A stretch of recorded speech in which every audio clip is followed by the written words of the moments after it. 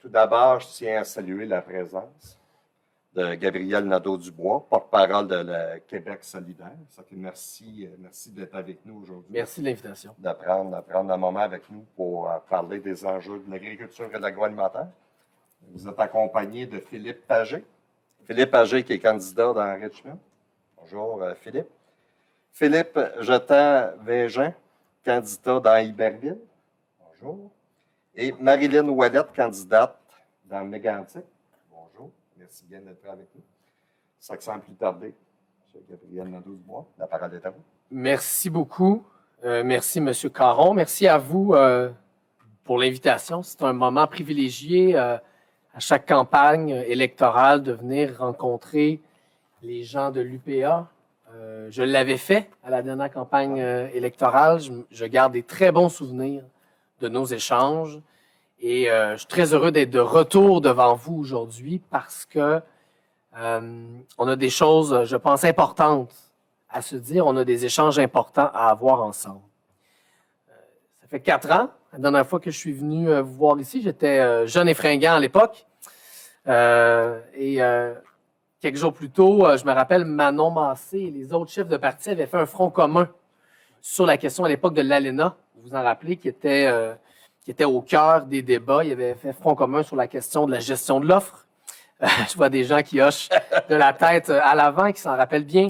Et je me souviens à ce moment-là d'avoir parlé avec vous de la fragilité de notre autonomie alimentaire, puis de l'importance, de l'urgence de renforcer cette autonomie alimentaire.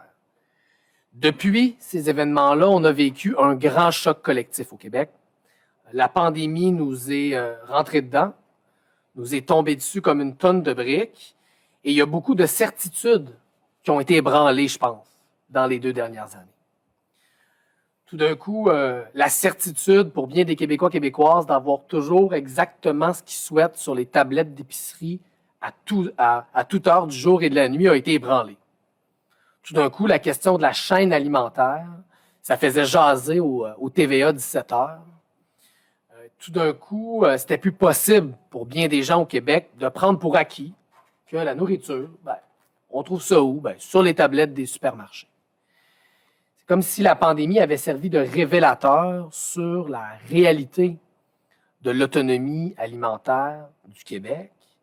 Je pense que ça fait redécouvrir à bien des Québécois, Québécoises l'importance de l'autonomie alimentaire. Ça leur a fait, je pense, ça les a fait réfléchir sur ce que ça veut dire. Et je pense que, et moi je le vois sur le terrain, cette pandémie-là a eu l'effet d'une prise de conscience sur à quel point on dépend tous et toutes d'une chaîne fragile qui commence à la ferme puis qui se termine dans l'assiette. À Québec solidaire, on est clair, on l'a toujours été. Pour nous, l'autonomie alimentaire, c'est au cœur de notre projet de société. Il y a urgence d'agir. Nous, on veut agir sur tous les fronts. Et mon souhait, c'est que cette prise de conscience-là, qu'ont eu bien des Québécois, Québécoises durant la pandémie, mais que dans les prochaines années, on la consolide et que ce ne soit pas juste une mode passagère, le fait d'acheter, de consommer, de manger local, mais qu'on en fasse vraiment un projet de société. Moi, je pense qu'on est capable de ça. Je pense qu'on a tout ce qu'il faut pour devenir le Québec un modèle en matière d'agriculture nourricière, en matière d'agriculture qui est respectueuse de l'environnement. Mais pour ça, il va falloir soutenir le monde sur le terrain.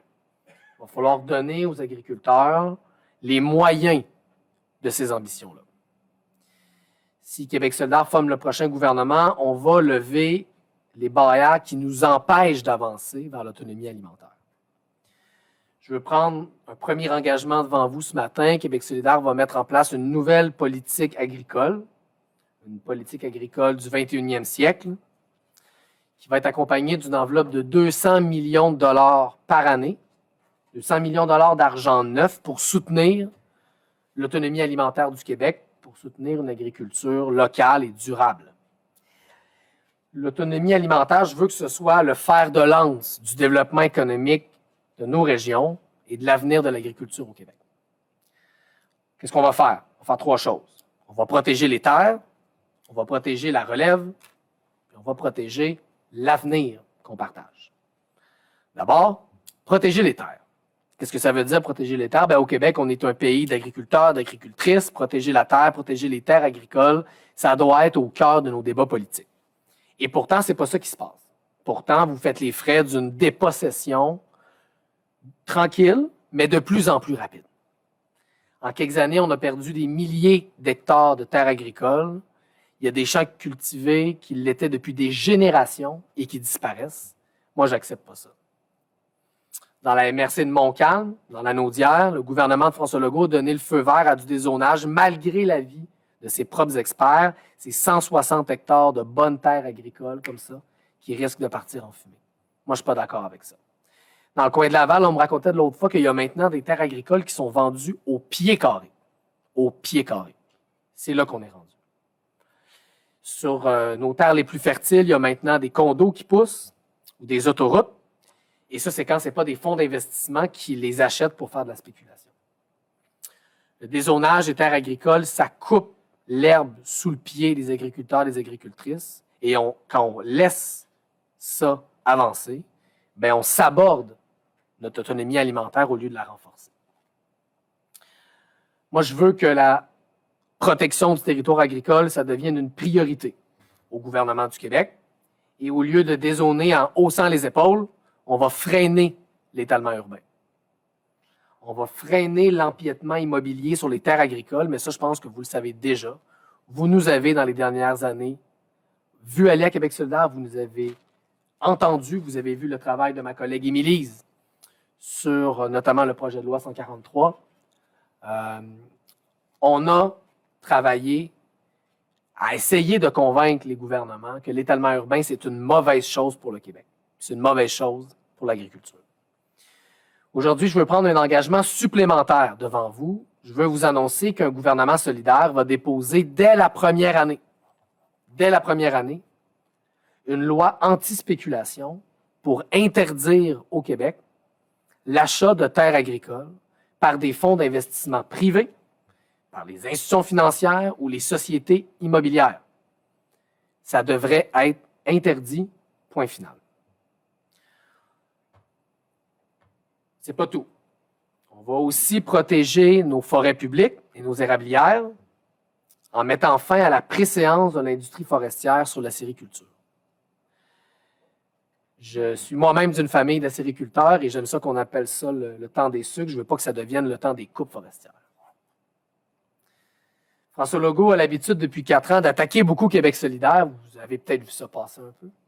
Il dit souvent « Ah, Gabriel, l'argent, ça ne pousse pas dans les arbres. » Ben, moi, je pense qu'il est temps que l'argent arrête de pousser dans les champs que les fonds d'investissement achètent. Moi, je veux que les fonds d'investissement arrêtent de faire pousser leur argent dans des champs qui devraient être cultivés. Nos terres agricoles, ce n'est pas des placements. Nos terres agricoles, c'est le garde-manger des Québécois et des Québécoises. Nos terres agricoles ne doivent pas servir à spéculer. Nos terres agricoles doivent servir à nourrir les Québécois et Québécoises, doivent servir les hommes et les femmes qui nourrissent ces gens-là. Ce n'est pas les banquiers qui doivent posséder nos terres, c'est nos agriculteurs. Ça a l'air simple dit comme ça, mais si on ne fait rien, ce n'est pas vers là qu'on s'en va. Ensuite, comme je le disais plus tôt, il faut protéger la relève.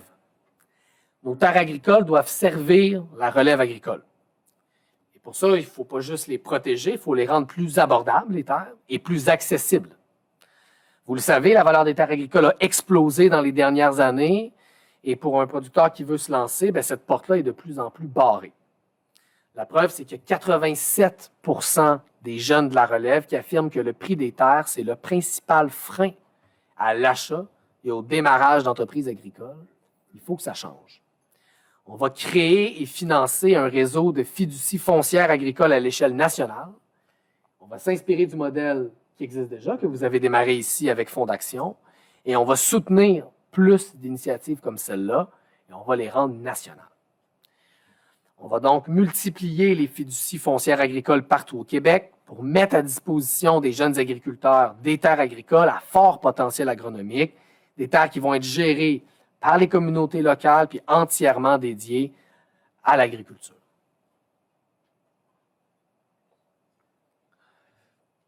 La relève agricole, c'est la relève de l'agriculture au Québec et on va laisser personne derrière. C'est bien important, ça, pour nous, à Québec solidaire. Mais c'est pas tout. On veut aussi améliorer le filet de sécurité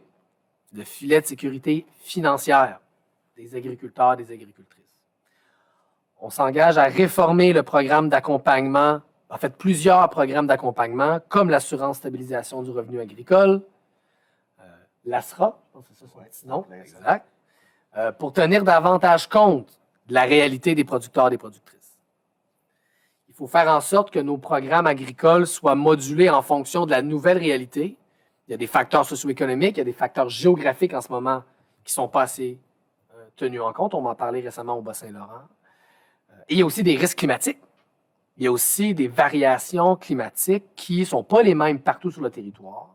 Il faut remettre de l'équité dans ces programmes-là, notamment l'assurance stabilisation du revenu agricole.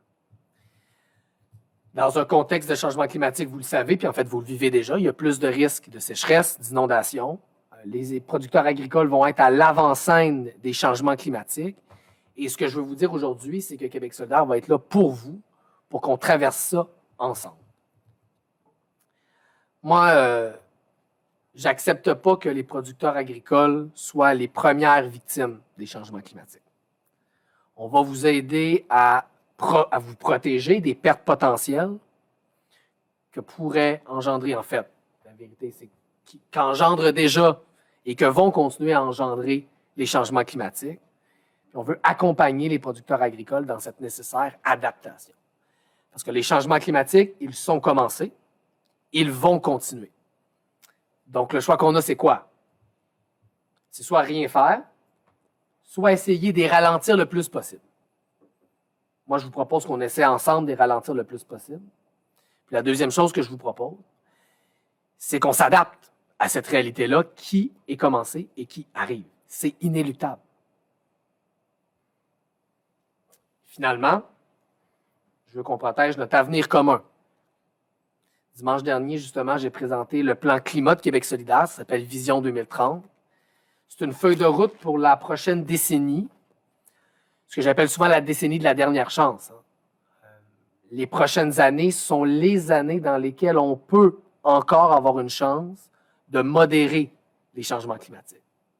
Si on ne le fait pas dans la prochaine décennie, il va être trop tard. Vision 2030, c'est aussi un projet de société pour faire entrer le Québec dans le club des pays les plus verts au monde. Je pense qu'on est capable de ça. C'est un plan qui est rigoureux, qui est vérifié, puis qui a été approuvé par 8 experts indépendants. Des gens qui sont pas liés à Québec solidaire et qui ont validé et vérifié notre plan climat. Pendant longtemps, les politiciens au Québec ont fait campagne en disant aux gens, notamment aux producteurs agricoles, vous en faites pas, là, les changements climatiques, c'est pas si grave que ça. Puis on va régler ça sans vraiment changer grand-chose. On va s'en occuper et ça ne dérangera personne. Ça, c'est la politique de la baguette magique, chers amis. C'est la politique de la baguette magique. C'est plate, mais dans la vraie vie, les baguettes magiques, ça ne marche pas.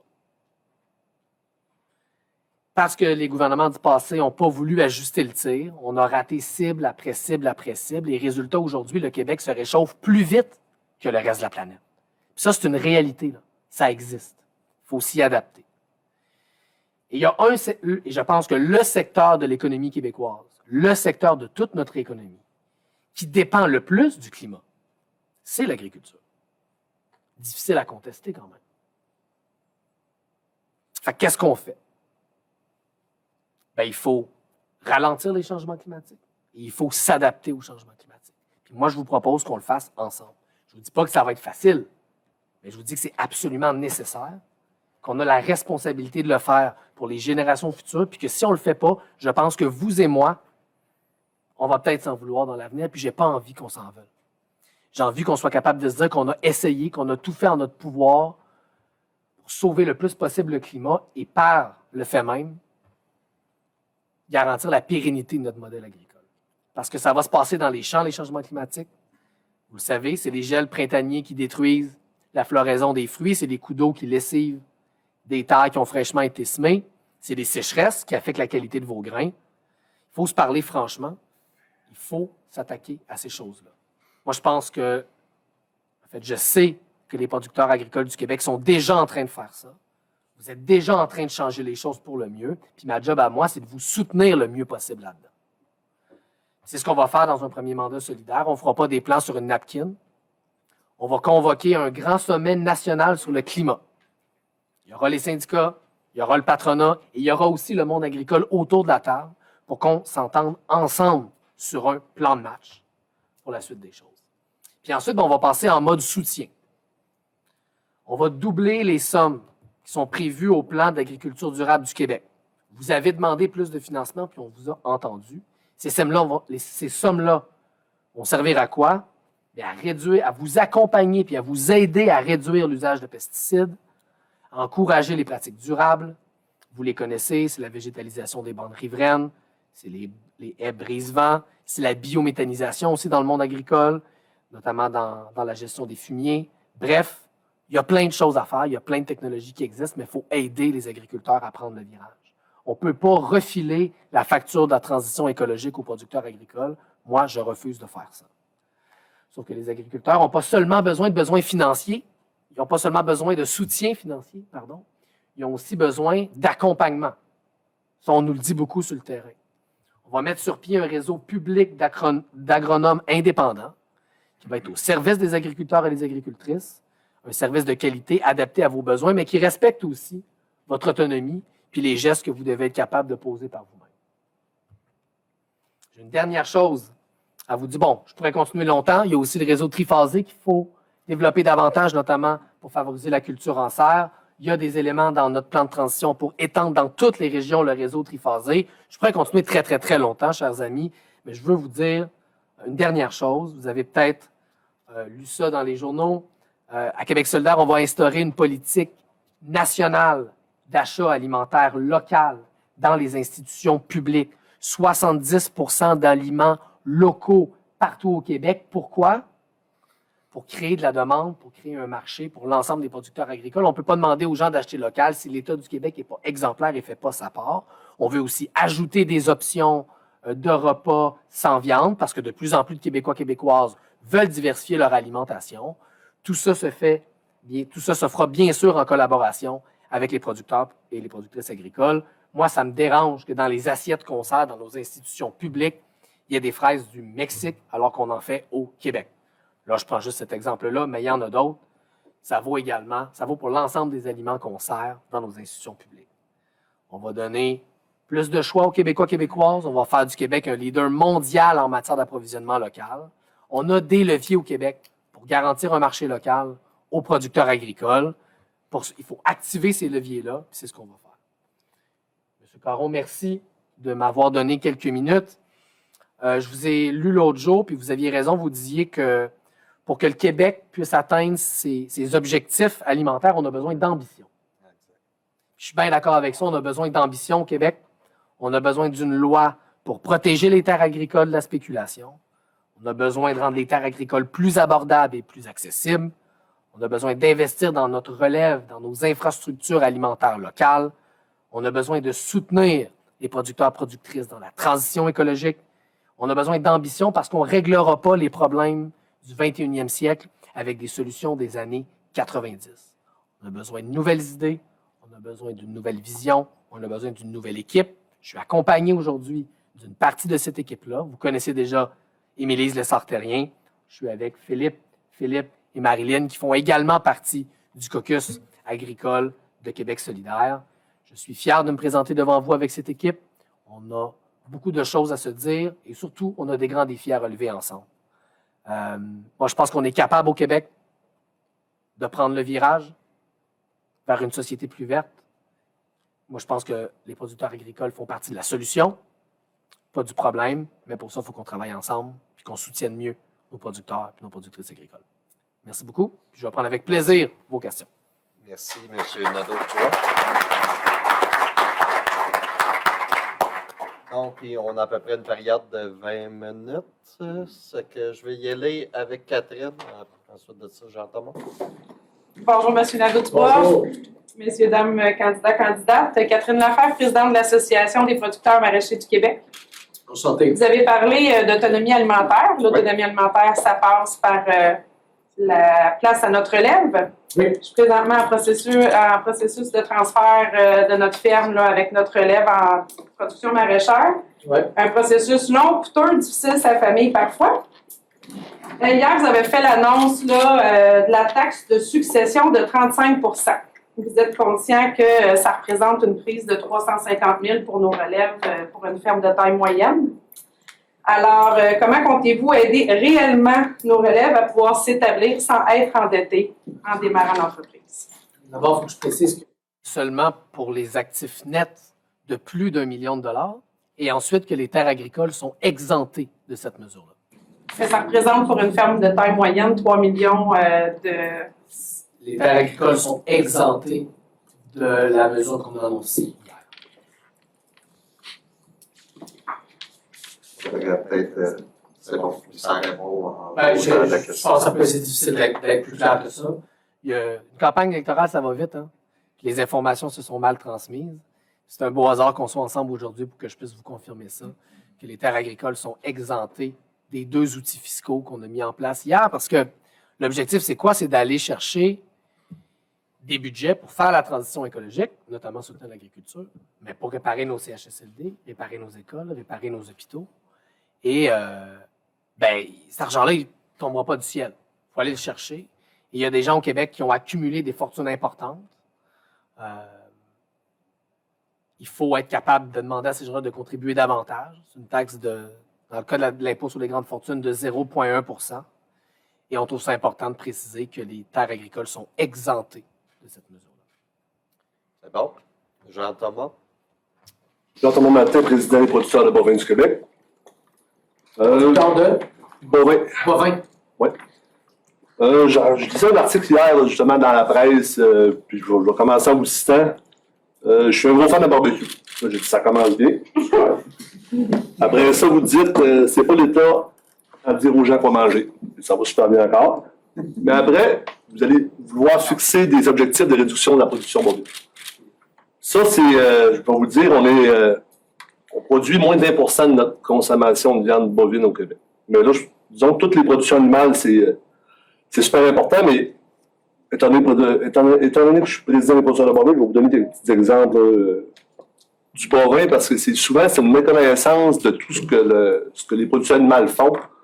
Toutes les captations de carbone qu'on fait avec les pâturages, les champs de foin, ça c'est super important.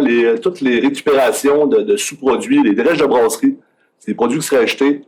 Tous les grains toxinés. Les producteurs, d'habitude, ils font des grains pour la consommation humaine, mais quand ça ne te lance pas, à la place de les jeter, c'est des bovins qui les transforment. C'est des animaux qui transforment à peu près n'importe quoi. C'est de la récupération. Là. Le bovin, c'est notre gros bac brun du Québec aliment. C'est la grosse molle des bacs, fait que je dis on va prendre quelque chose que le monde connaisse. On a les normes dans les plus sévères au niveau bien-être animal, l'environnement. Ça fait des dizaines d'années que les animaux vont plus dans les cours d'eau. Également, tous ces produits de bœuf au Québec, c'est 50 % de la moyenne des émissions mondiales. Fait qu'on est déjà vraiment meilleur que les autres. Puis les gens, ils aiment encore manger de la viande. On l'a vu dans la pandémie. Il y a beaucoup de personnes qui ont mangé encore plus de viande. Ils étaient chez eux, puis s'ils aimaient se payer. Donc, pour essayer de faire partie de la solution pour l'agriculture durable, il faudrait produire plus de viande au Québec. Donc, ce que je vous demande aujourd'hui, est-ce que vous allez nous accompagner à augmenter les productions animales au Québec? D'abord, M. Mathis, je suis content que vous me posiez la question parce que ça va me permettre de rectifier certains faits. Une campagne électorale, c'est un moment pour avoir des débats de société, mais malheureusement, des fois, il y a des victimes dans une campagne électorale. Puis malheureusement, dans les dernières heures, la vérité a été une des victimes de la campagne électorale. Parce que vous avez entendu d'autres partis politiques dire que Québec solidaire voulait imposer des réductions de production de viande au Québec. C'est faux. Alors, je ne sais pas trop par quel chemin d'autre passer pour vous dire que c'est faux. Je vous invite à lire le plan climat de Québec solidaire. Vous verrez qu'il n'y a pas de mesure pour réduire la production de viande. Ce qu'on a, c'est une mesure pour ajouter des options sans viande. Puis moi, je vais vous le dire, il y a de plus en plus de gens qui veulent diversifier leur alimentation. Je Je ne vois pas en quoi c'est un problème de dire on ajoute des options dans nos cafétérias publiques pour les gens qui souhaitent manger moins de viande. Je pense que c'est correct de s'adapter. Les habitudes changent. C'est la vie. Donc, d'abord, c'est faux. Ça, je trouve ça plate parce que la lutte au changement climatique, là, c'est un débat important pour le Québec. Puis, ça représente un défi pour le secteur agricole, comme ça représente un défi pour tous les secteurs de notre économie. Puis, si on veut avancer ensemble dans ce débat-là, on ne sera pas toujours d'accord. Par exemple, Québec solidaire et les autres partis politiques, là, M. Legault et moi, ne serons pas toujours d'accord. Mais il faut qu'on dise la vérité aux gens. Si on se met à mentir, puis à dire des affaires qui ne sont pas vraies, ben, on n'avancera pas dans ce débat-là ensemble. Puis moi, je trouve ça plate qu'il y ait de la désinformation comme ça. Puis je suis content d'être avec vous aujourd'hui pour qu'on se le dise, là.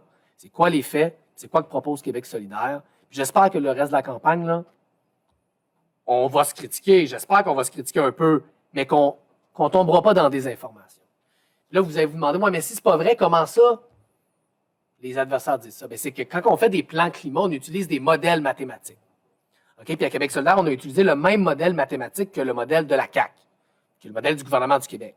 Puis ce modèle-là prévoit une diminution mondiale et naturelle de la consommation de viande. J'ai avec moi le plan de la CAQ.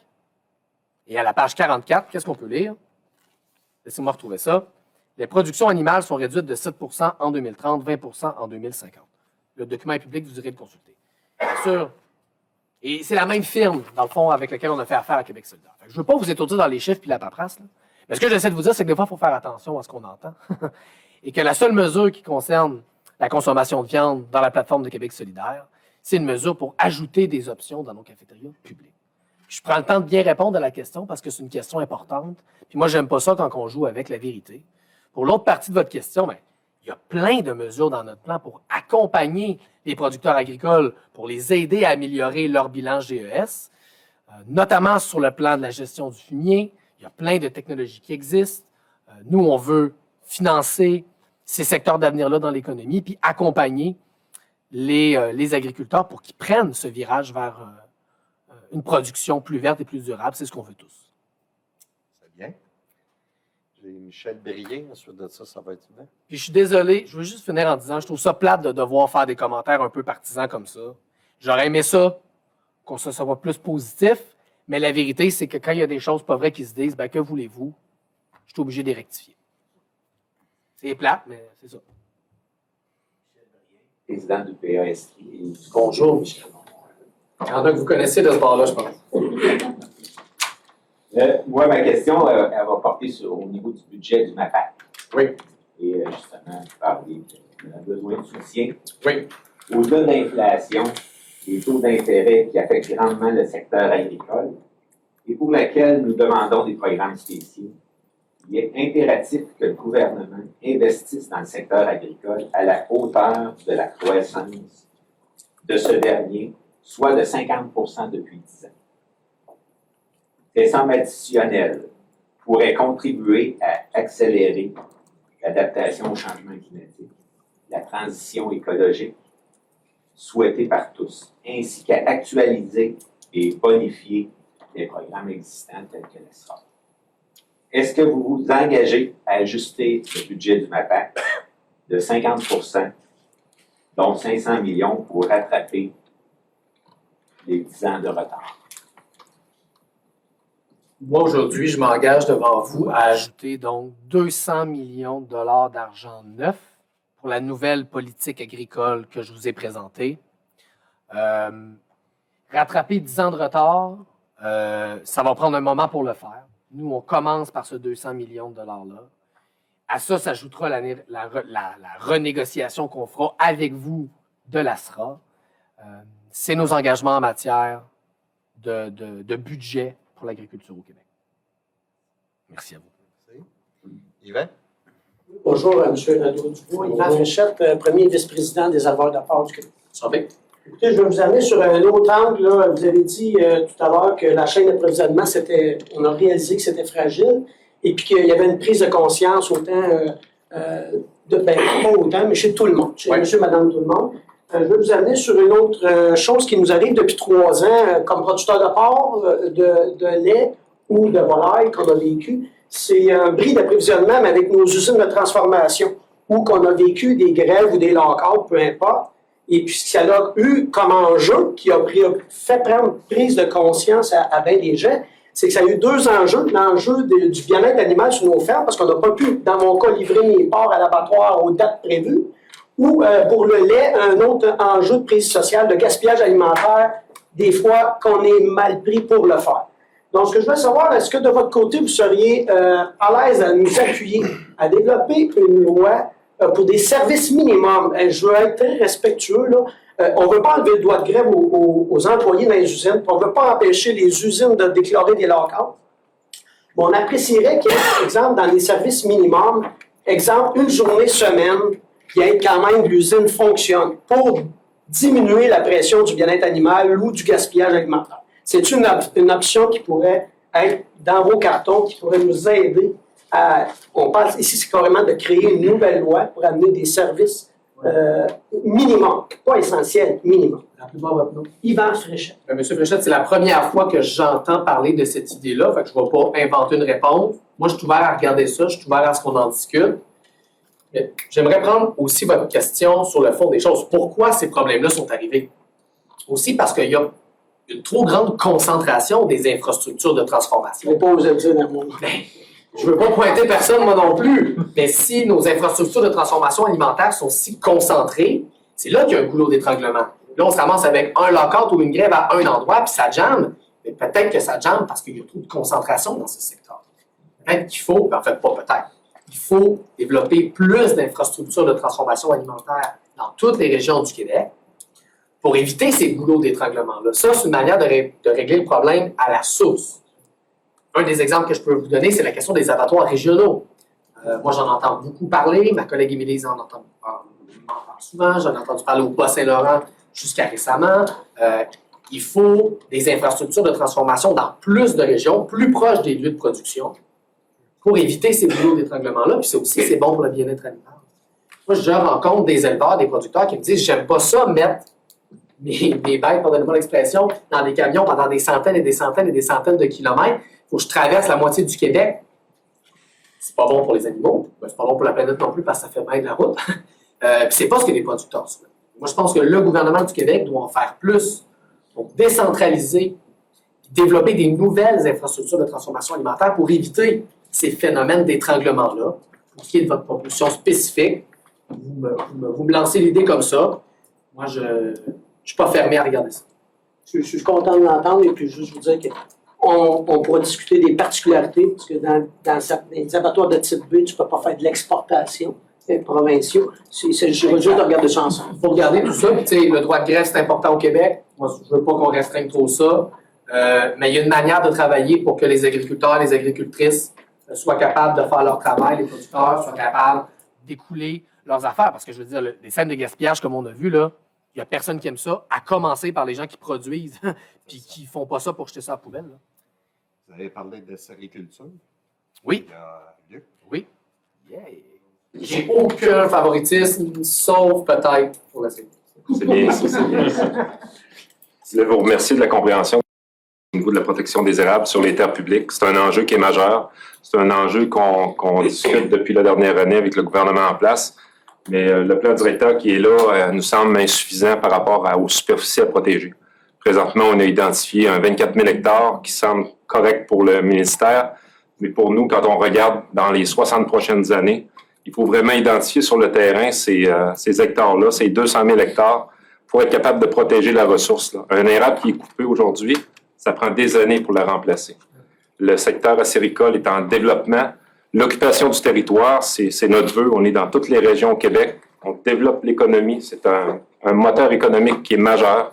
Nous, ce qu'on veut, c'est un engagement clair de protéger les 200 000 hectares que ça nous prend pour les 60 années au niveau des terres publiques. On veut aussi faciliter l'accès de ces terres-là aux producteurs. Présentement, on se bute à des directions régionales. Le ministère est très décentralisé. On se bute pour être capable d'aller chercher ces hectares-là. Je vous dirais qu'il y a des régions là, qu'on est soumis, on n'est pas bien traité par rapport à toute la valeur économique qu'on peut redonner dans ces régions-là. Je vous remercie. Bien, l'engagement, vous l'avez.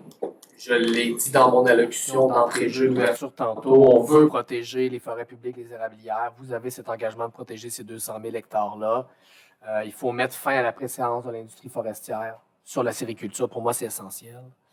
Donc, l'engagement, il est clair, il est ferme. Après ça, j'ai envie d'ajouter quand même un commentaire. C'est la sériculture, c'est une industrie importante, mais c'est aussi une partie du patrimoine culturel du Québec. Puis ça, c'est pas juste vrai, en fait, pour la sériculture. L'agriculture au Québec, en général, oui, c'est une économie, c'est un secteur économique, c'est de l'occupation du territoire, mais ça fait partie aussi de ce qui nous définit comme Québécois, Québécoises. Ça fait partie de ce qui nous rend fiers d'être Québécois, Québécoises, d'avoir ce modèle agricole aussi fort. Puis pour moi, puis pour Québec solidaire, c'est ça aussi, l'agriculture. Oui, c'est des jobs, c'est de l'argent, c'est des entreprises, c'est des familles, mais c'est notre territoire. Puis c'est aussi un peu une partie de notre identité. Pour moi, l'identité, c'est ces choses-là aussi. C'est les moyens qu'on se donne pour occuper notre territoire, puis que ça nous ressemble, puis que ça serve à nourrir les Québécois, Québécoises. On a l'impression que l'identité, c'est quelque chose qui flotte un peu dans les airs. Pour moi, ça commence par ces choses-là. Protéger le territoire, valoriser notre agriculture, manger ce qu'on produit, puis produire ce qu'on mange. Pour moi, c'est ça aussi l'identité québécoise. C'est bien. J'ai 2 dernières questions. On va les prendre ensemble. On va vous laisser répondre. Je vais Bien commencer sûr. à Daniel, puis ensuite Gaëtan. Oui, bonjour. Monsieur Gabriel Nadeau-Dubois. Bonjour, Je pense, M. Gobeil. Daniel Gobeil, président des producteurs de lait du Québec. Jean-Thomas a fait une partie de mon questionnement, bien sûr, je pense, sur la production animale. Oui. Et je voudrais vous entendre, si vous le savez, les productions animales, tous les secteurs ont pris des engagements sur le bien-être animal, sur la carboneutralité. Vous l'avez dit, on est bien outillés, on est dans toutes les régions du Québec pour répondre présent.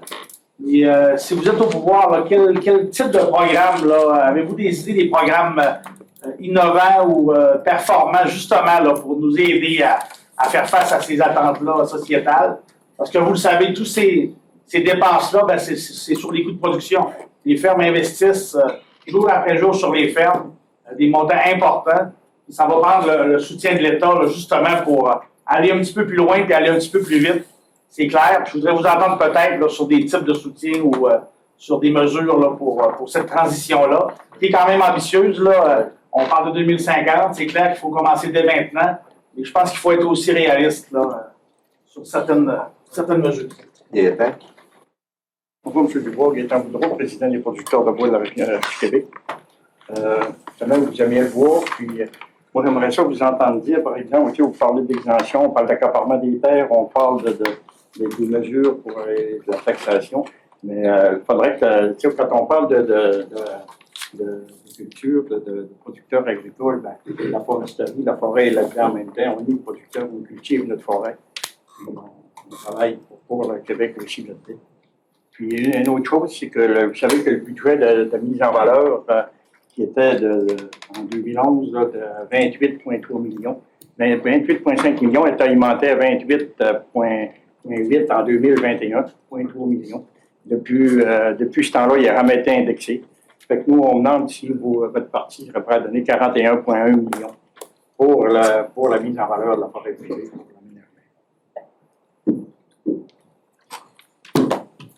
Deux questions, puis ensuite, votre question, M. Gobeil, m'a donné l'idée d'une conclusion. Fait que, je vais commencer par M. Boudreau. Nous, on va avoir... encore une fois, là, moi, je n'aime pas ça jouer à l'apprenti sorcier. Vous me posez une question qui est très précise, qui est très spécifique. Moi, je ne suis pas un expert de tout dans la vie. J'aime mieux vous le dire que de faire du blabla. Là. Sur la question du bois, nous, on a des mesures dans notre plan de transition pour encourager l'utilisation du bois québécois au Québec. Parce que le bois, c'est une ressource renouvelable, c'est une ressource durable qui séquestre du carbone. C'est bon dans notre lutte au changement climatique. C'est beaucoup moins polluant que d'autres matériaux comme le ciment ou le béton qui émettent beaucoup plus de GES. Et il y a de plus en plus des usages innovateurs du bois pour qu'on les utilise plus dans des constructions au Québec, même dans des domaines où historiquement on les utilisait moins. Hein? Le domaine industriel, le domaine commercial, le domaine institutionnel. Donc, il y a tout un volet de notre plan de lutte au changement climatique qui vise à valoriser davantage les produits du bois puis à les utiliser plus au Québec.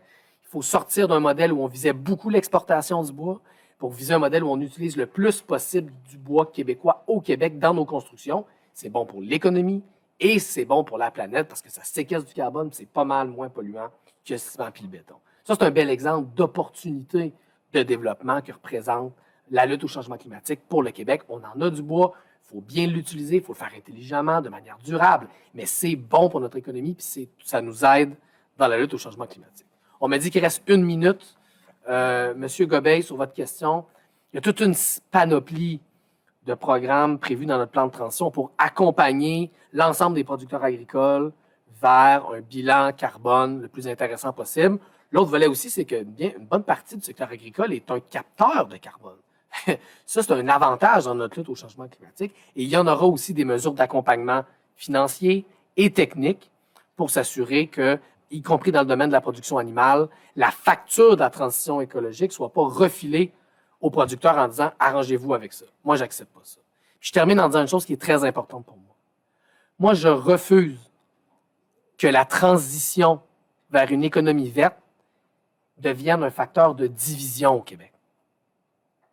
Si ça devient un facteur de division, on n'y arrivera pas. C'est impossible qu'on y arrive si on se met à se diviser. Il va y avoir des débats, il va y avoir des enjeux sensibles, mais on n'a pas le choix de faire ça ensemble. Il faut se mobiliser tout le monde dans cet objectif-là. On le doit aux générations futures de se parler, de trouver des solutions ensemble, parce que si ça devient une affaire de division, là, ça ne marchera pas. Puis moi, j'accepte pas qu'on n'y arrive pas au Québec. On a tout pour être un des pays les plus verts au monde. Puis le secteur agricole, vous faites partie de la solution. Puis moi, je veux travailler avec vous pour qu'on y arrive ensemble. Merci.